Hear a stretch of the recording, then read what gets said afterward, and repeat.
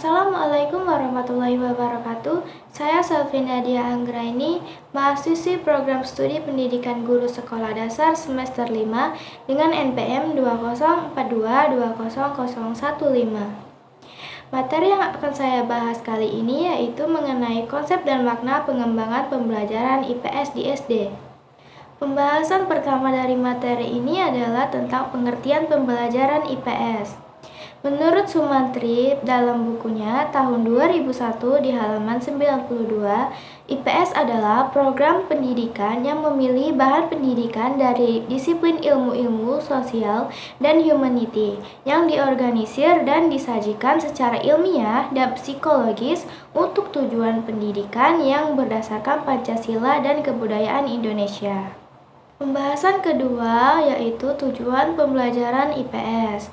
Melalui pengajaran IPS ini diharapkan berkembangnya kemampuan dan sikap rasional tentang gejala-gejala sosial serta kemampuan tentang perkembangan masyarakat Indonesia dan masyarakat dunia di masa lampau dan masa kini. Dalam ilmu sosial ini terdapat berbagai macam bagian ilmu yang termasuk dalam kajian ilmu sosial. Yang pertama yaitu ada ilmu sosiologi. Ilmu ini berkenaan dengan aspek antar hubungan manusia dengan kelompok. Yang kedua yaitu psikologi sosial. Psikologi sosial berkenaan dengan aspek kejiwaan manusia sebagai anggota masyarakat. Yang ketiga, ilmu hukum, berkenaan dengan norma, peraturan, dan hukum. Kemudian yang keempat ada ilmu politik, yaitu ilmu yang berhubungan dengan kebijakan dan kesejahteraan sosial. Yang kelima, ilmu pemerintahan. Ilmu ini berkenaan dengan aspek pemerintahan dan kenegaraan. Kemudian yang keenam, antropologi budaya.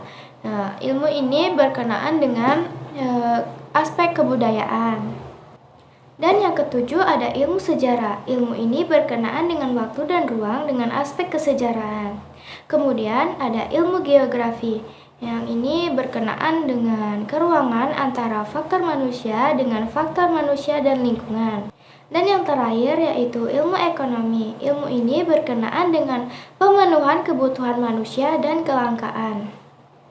Pembahasan selanjutnya yaitu mengenai ruang lingkup IPS. Yang pertama ada sistem sosial dan budaya, meliputi individu, keluarga, dan masyarakat sosial sebagai ilmu dan metode interaksi sosial, sosialisasi, peranata sosial, struktur sosial, kebudayaan, dan perubahan sosial budaya. Dan yang kedua yaitu manusia, tempat, dan lingkungan, meliputi sistem informasi geografi, interaksi gejala fisik dan sosial, struktur internal suatu tempat atau wilayah, dan interaksi keuangan serta persepsi lingkungan dan kewilayahan. Dan yang ketiga yaitu perilaku ekonomi dan kesejahteraan, meliputi ketergantungan, spesialisasi, pembagian kerja, perkoperasian, dan kewirausahaan serta pengelolaan keuangan perusahaan. Dan yang terakhir yaitu waktu, berkelanjutan, dan perubahan, meliputi dasar-dasar ilmu sejarah, fakta, peristiwa, dan proses.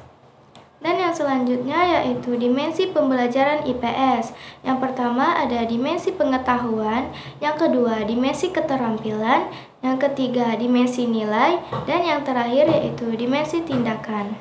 Dan pembahasan terakhir kita yaitu mengenai pengembangan pembelajaran IPS. Pengembangan pembelajaran IPS di SD adalah penyempurnaan tujuan, isi pelajaran, metode, media, dan strategi dalam kegiatan belajar mengajar IPS pada jenjang sekolah dasar.